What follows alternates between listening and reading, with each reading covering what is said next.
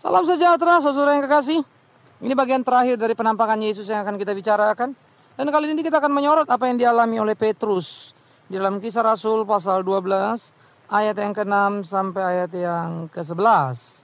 Pasal 12, 6 sampai 11 demikian firman Tuhan. Pada malam sebelum Herodes hendak menghadapkannya kepada orang banyak, Petrus tidur di antara dua orang prajurit, terbelenggu dengan dua rantai. Selain itu prajurit-prajurit pengawal sedang berkawal di muka pintu. Tiba-tiba berdirilah seorang malaikat Tuhan dekat Petrus dan cahaya bersinar dalam ruang itu. Malaikat itu menepuk Petrus untuk membangunkannya, katanya, bangunlah segera. Maka gugurlah rantai itu dari tangan Petrus. Lalu kata malaikat itu kepadanya, ikatlah pinggangmu dan kenakanlah sepatumu. Ia pun berbuat demikian. Lalu malaikat itu berkata kepadanya, kenakanlah jubahmu dan ikutlah aku. Lalu ia mengikuti malaikat itu keluar dan ia tidak tahu bahwa apa yang dilakukan malaikat itu sungguh-sungguh terjadi. Sangkanya ia melihat suatu penglihatan. Setelah mereka melalui tempat kawal pertama dan tempat kawal kedua, sampailah mereka ke pintu gerbang besi yang menuju kota. Pintu itu terbuka dengan sendirinya bagi mereka. Sesudah tiba di luar, mereka berjalan sampai ke ujung jalan. Dan tiba-tiba malaikat itu meninggalkan dia. Dan setelah sadar akan dirinya, Petrus berkata, sekarang tahulah aku benar-benar bahwa Tuhan telah menyuruh malaikatnya dan menyelamatkan aku dari tangan Herodes dan dari segala sesuatu yang diharapkan orang Yahudi. Saudara, pada bagian akhir ini saya mengajak saudara untuk melihat lagi satu peristiwa real yang dialami oleh Petrus yang sudah kenal Tuhan. Oke, kalau Saulus ketemu dan melihat cahaya karena nggak beriman kan ya, nggak kenal Tuhan. Petrus kenal Tuhan, ketemu Tuhan? Enggak. Dia nggak ketemu Tuhan, saudara. Nah itu bedanya orang sudah beriman dengan tidak beriman. Yang tidak beriman didatangi dalam penampakan Tuhan, tapi itu cahaya, lalu bertobat. Bukan gambar yang utuh ya, gambar Yesus yang kayak dilihat di dinding, yang saya bilang gambarnya Leonardo da Vinci. Kalau Anda melihat dia, sudah pasti saya harus katakan Anda salah alamat. Pasti bukan Yesus yang Anda lihat. Yang Anda lihat lukisan Leonardo da Vinci, yang mungkin begitu mengental pada kondisi kejiwaan saudara, menempel begitu kuat pada memori saudara, sampai tiap kali lihat pohon pun bisa-bisa saudara bilang lihat Yesus. Hati-hati. Ya. Apa Yesus nggak bisa menampakkan diri, Pak? Oh bisa. Cahaya kan ya, kayak Saulus ya. Tapi ingat cahaya, tapi ingat untuk orang tidak beriman. Untuk orang beriman apa yang terjadi? Justru malaikat yang nampakin. Lain lagi saudara. Nah pada Petrus waktu di penjara di antara dua prajurit dengan rantai yang komplit, yang membuat dia nggak mungkin lari karena itu penjagaan sangat luar biasa. Belum lagi pengawal-pengawal yang terus berjaga silih berganti, berjalan tanpa henti. Maka saudara, Petrus dalam ruangan itu dikatakan ada seorang malaikat Tuhan dekat Petrus. Lalu cahaya bersinar dalam ruangan itu. Saudara, waktu cahaya bersinar dalam ruangan itu kan pasti terang benderang ya. Lalu masa yang prajurit-prajurit lain itu ngapain itu? Apa nggak terbangun tersentak? Tapi kita catat, just for Petrus. Hanya untuk Petrus. Jadi para pengawal itu nggak geger-geger lalu teriak, oh ada orang ini, ada Leonardo, ada.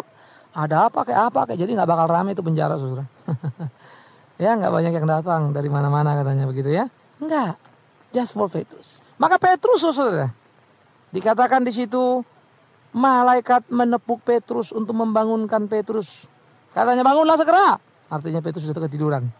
Petrus bangun, gugur rantai dari tangannya. Lalu malaikat itu berkata ikat pinggangmu.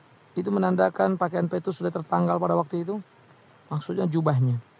Lalu dia kenakanlah ikat pinggangnya, pasang jubahnya, pakai semuanya, ya, pakai sepatunya. Ayo sekarang pakai jubahmu kita berangkat. Saudara, lalu Petrus mengikuti malaikat itu keluar. Tapi Petrus nggak tahu bahwa apa yang dilakukan malaikat itu sungguh-sungguh terjadi. Sangkanya ia hanya melihat sebuah penglihatan. Heran ya, antara realita dan bukan. Tapi sadar, dia lihat, tapi dia tidak menduga bahwa itu adalah sebuah realita yang sedang terjadi. Artinya apa saudara? Kalau Allah bekerja, menjenguk, melawat kita melalui malaikatnya. Saya sangat bingung memang kalau kita sadar utuh. Gue udah tahu lu udah mau datang, begitu istilah orang Jakarta bilangnya. Aku tahu kalau mau datang. Waduh mak sombongnya. Nggak saudara. Nggak ada yang antara kita yang terlalu hebat, yang tidak terperangah, mengalami kekejutan yang luar biasa. Jadi kalau ngeliat dari sudut ininya, saya pun bingung. Waktu ada penampakan Yesus, orang keluar masuk, pergi datang pergi. Dengan berbagai cerita yang unik-unik. Ngelihat Yesus, tapi ceritanya kok enteng amat begitu ya. Cuman just happy. Wah aku ngelihat. Kayak surprise biasa saja lah. Tapi heran ya. Rasul Petrus kok lain ya? Atau mungkin karena dia rasul dan kita bukan, saudara? Sehingga dia mengalami secara utuh, kita enggak. Dia rasul, kita bukan. Sehingga dia ketemu yang asli, kita yang imitasi. Sedih ya. Nah, saudara yang kekasih, sekarang kita melihat bagaimana kemudian dikatakan Petrus dibangunkan. Lalu berangkat, saudara. Pada waktu mereka melewati tempat kawal pertama, tempat kawal kedua, sampainya mereka di pintu gerbang besi yang menuju ke kota. Saudara tahu apa yang terjadi? Pintu terbuka dengan sendirinya bagi mereka. Di sana kuasa Allah nyata. Sesudah tiba di luar, mereka berjalan sampai ke ujung jalan. Dan tiba-tiba malaikat itu meninggalkan dia. Saudara, pembebasan untuk Petrus terjadi memang sangat luar biasa. Allah mengirim, katakanlah, Kopassus yang beneran begitu ya. Komando pasukan khusus yang betul-betul khusus. Yaitu malaikat untuk menyelamatkan Petrus. Setengah sadar Petrus diselamatkan. Belum utuh kesadarannya. Karena dia pikirin hanya sebuah penglihatan. Dia pikirin hanya sebuah tampak saja. Karena realita tangan yang terantai. Realita dijaga pengawal. Itu pasti memberikan semacam satu kesadaran. Ya nggak mungkin bebas lah kan begitu ya. Mau bagaimana pergi. Sehingga rasanya seperti mimpi saja apa yang dialaminya. Tetapi pengertian seperti saya bilang itu sangat mengagumkan. Itu intinya. Maka bebaslah Petrus. Keluarlah Petrus. Barulah kemudian dia sadarkan dirinya. Sekarang tahulah aku benar-benar bahwa Tuhan telah menyuruh malaikatnya dan menyelamatkan aku dari tangan Herodes dan dari segala sesuatu yang diharapkan orang Yahudi. Sesudah dia bebas, dia tersadar, saudara, bahwa itu sudah membebaskan dia, sudah membereskan dia. Dia tersadar bahwa guru yang sejati, Allah yang hidup, Tuhan itu sudah mengirim malaikat untuk dia. Nah, jadi kebebasan yang dialami oleh Petrus menjadi satu kebebasan yang sangat-sangat indah. Kebebasan yang memberikan pengertian. Kebebasan yang memberikan pengalaman yang aktual. Bukan sekedar sensasi. Kalau rasul saja mengalami surprise yang begitu hebat. Apalagi kita. Kalau sampai nggak surprise. Kan itu yang aneh, saudara. Apalagi bisa cerita dengan kebingungan. Tadi kemarin gini-gini loh. Lalu bingung sendiri begitu ya. Mau jadi yang makin aneh lagi. Tuh malaikat kok nggak berdaya amat ya. Apalagi kalau Yesus yang menampakkan diri. Lalu dampaknya nggak kelihatan. Kan repot. Mungkin saudara akan bilang, oh ada dampaknya, ada pertobatan, gini. Saya paling susah dengar cerita, saudara. Saya sudah terlalu terbiasa dan banyak pimpin KKR di berbagai tempat. Lihat orang terima Tuhan nangis-nangis sudah biasa, saudara. Tapi ketemu 5-6 bulan, 1-2 tahun kemudian, waduh, entah karu-karuan orangnya. Mana si Anu? Sudah enggak di sini, Pak. Loh, dulu kan pelayanan. Itulah.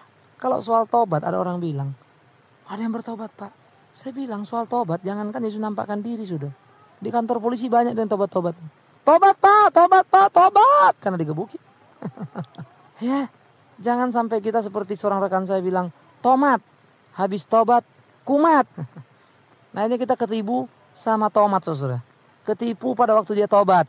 Kita nggak cermat ngelihat kalau habis itu dia kumat. Nah ini jadikan sensasi lagi.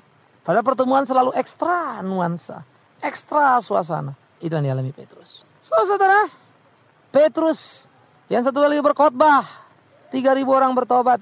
Tapi Petrus yang tidak sungkan-sungkan berkata terus terang kepada Ananias Sapira. Geletak dua-duanya karena mau berbohong.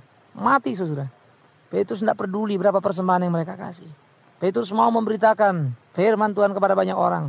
Supaya banyak orang mendengar kebenaran. Tapi bukan mau uang orang itu. Karena itu kalau orang itu tidak jujur, dead, mati. Kau menipu Allah.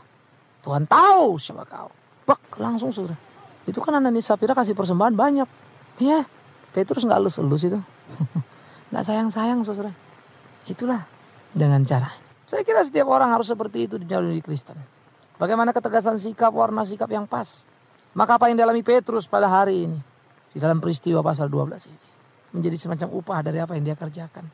Karena cerita pertobatan 3.000 itu ada di pasal 2, saudaraku. Ya, orang lumpuh berjalan itu ada di pasal-pasal sebelumnya. Maka sekarang dia mengalami hal yang hebat lagi. Bukan orang yang dilayaninya. Tetapi dia sendiri. Bagaimana Tuhan menolong, Tuhan membebaskan dia. Karena itulah Petrus mengalami hal yang indah. Itulah pertolongan Allah. Jadi pada waktu nampak dia pikir penglihatan. Tahu-tahu itu realita. Beda ya nih. Realita ini ngeliat malaikat. Jadi bukan penglihatan. Tapi lucunya kadang kita bilang, itu realitanya kita lihat. Jawab saudaraku. Belum tentu itu benar. Belum tentu itu pas. Tetapi kemudian saudara, Petrus pikir dia ngelihat. Tahu-tahu realita. Kita pikir realita. Penglihatan pun enggak, saudaraku. Karena imitasi. Nah, ini kan jadi repot ya. Tapi zaman ini memang menjadi zaman yang sangat unik sekali. Era sekali dibilang orang era postmodernisme gitu ya. Suatu pergeseran cara berpikir. Memang itulah zamannya. Saudara kalau nonton Hong Kong Ghost, itu hantunya jalan-jalan. Ya hantu itu jelas, ada hantu baik, ada hantu jahat.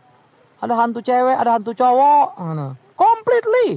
Hantu pun sudah berbentuk, saudara. Utuh. Oh, dulu kan hantu itu kayak apa, genderuwo atau apa begitu yang mengeri-mengerikan lah. Itu cerita dulu. Sekarang hantu sudah cantik-cantik, ganteng-ganteng. Sudah pada pergi ke salon. Hantunya itu luar biasa sekarang. Why? Karena kemajuan manusia untuk memvisualisasikan segala sesuatu. Maka sesuatu itu dibuat hebat. Sampai ada hantu yang baik banget. Ya. Lebih baik daripada manusia. Karena ada manusia yang jahat. Gawat enggak tuh? Ada hantu yang lebih baik dari manusia. Aduh, udah gak ngerti lagi deh. Zaman ini memang zaman gawat tuh, saudaraku. Ini memang era kita. Nah, oleh karena itulah apa yang dilihat oleh Petrus harusnya menjadi pelajaran penting bagi kita. Bahwa soal penampakan Yesus Kristus harus betul-betul diuji. Untuk apa lagi Yesus menampakkan diri, saudara? Ya. Kepentingan apa? Wong Alkitab sudah komplit kok. Semua sudah lengkap kok.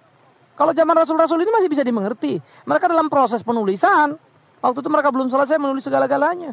Dalam proses pertumbuhan, pengalaman mereka bersama dengan Tuhan. Wajar.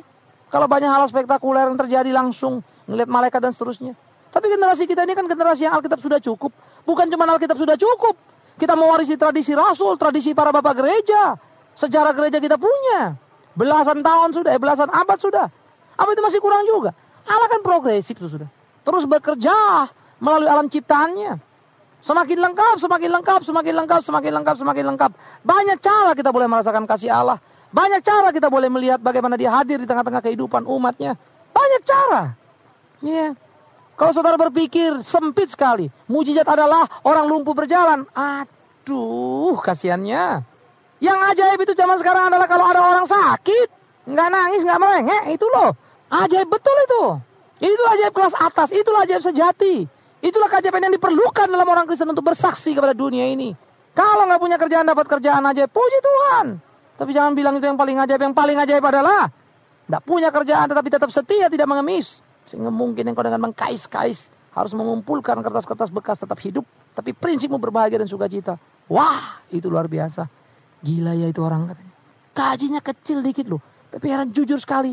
Padahal majikannya percaya dia untuk ngitung duit. Dia nggak nyolong loh. Itu mengagumkan, saudara.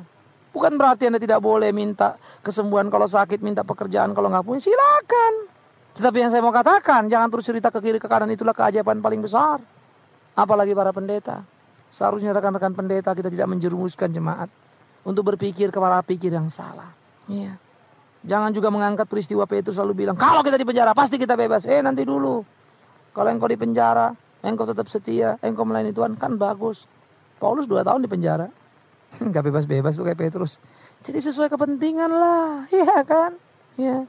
Coba saudara pikir. Petrus khotbah 3.000 orang bertobat. Ya. Stefanus khotbah 3.000 batu datang. Iya kan? Itu realita kok. 3.000 jiwa sama 3.000 batu kan beda. Tapi dua-dua sama-sama cinta Tuhan. Dua-dua sama memberitakan firman Tuhan. Dua-dua sama setia. Nah itu cara Tuhan. Jangan dijengkal-jengkal. Jangan diukur-ukur. Ya. Perlu sebuah kejujuran saudaraku. Karena itu pergumulan pengalaman iman kita bersama dengan Tuhan harus melihat bagaimana perjalanan dunia juga. Maka dunia kita yang sudah diberi Tuhan pada era kita sekarang yang kita sebut milenium ketiga ini adalah milenium di mana segala sesuatu begitu komplit dan luar biasanya. Tantangan dan pergumulan kita bukan bagaimana kita melihat Yesus dan berdoa supaya dia menjadi tampak dalam hidup ini. Tapi pergumulan dan tantangan kita adalah bagaimana kita hidup suci, hidup kudus di tengah-tengah zaman yang tidak suci ini. Tantangan kita adalah bagaimana kita hidup penuh cinta kasih di tengah-tengah zaman yang penuh kebencian ini. Tantangan kita adalah hidup jujur di tengah-tengah dunia bermuka dua ini. Itu. Teriakanlah itu, kumandangkanlah itu. Kalau memang kau Kristen. Tapi janganlah. Karena gak bisa hidup baik, hidup benar, hidup suci. Karena gak bisa menegakkan keadilan kebenaran secara utuh. Karena kita gak bisa mengubah wajah zaman ini. Lalu kita berteriak, oh aku lihat Yesus di sana, oh aku lihat Yesus di sini, oh aku lihat Yesus di... Aduh. Sedih sekali. Jangan gitu saudaraku. Ya, kalau itu yang kita lakukan, orang lain kan mentertawakan kita. Ngoceh aja lo, berubah kagak. Katanya mati kita saudaraku. Apa lagi? Karena itu saya harap setiap kita melihat dengan tajam ke dalam. Memperhatikan dengan baik-baik. Supaya kita bisa bertumbuh, bertambah di situ. Supaya kita bisa makin kuat, makin utuh di situ. Disitulah nama Tuhan dipermuliakan. Bagaimana dengan saudara? Masih pengen-pengen yang begitu? Penglihatan, malaikat datang, ditepok rantai putus, ditepok dapat kerjaan. Mental begitu kalau kita masih? Biarkan Tuhan membentuk. Biarkan Tuhan mengerjakan apa yang mau dikerjakannya pada kita. Jangan atur dia. Tapi pasrahlah padanya. Apa kata Alkitab? Jalankan. Jangan meminta apa yang tidak perlu. Tapi mintalah apa yang perlu. Yaitu supaya kita kuat iman, bijaksana, mengerti seutuhnya kehendak Allah. Tuhan menolongmu, Tuhan menolongku, Tuhan menolong kita. Amin. Kita berdoa. Tuhan Bapa di dalam surga, terima kasih untuk apa yang boleh kami renungkan hari ini. Tuhan menolong memimpin kami dalam pertumbuhan iman percaya kami. Supaya kami semakin utuh memahami kebenaran firman-Mu. Tegak di atas kebenaran firman-Mu. Berjalan pada jalan-Mu. Kami menyerahkan seluruh pergumulan hidup kami. Supaya kami menjadi murid yang sejati ya Tuhan. Di dalam nama Yesus Kristus Tuhan kami. Kami berdoa dan mengucap syukur. Amin.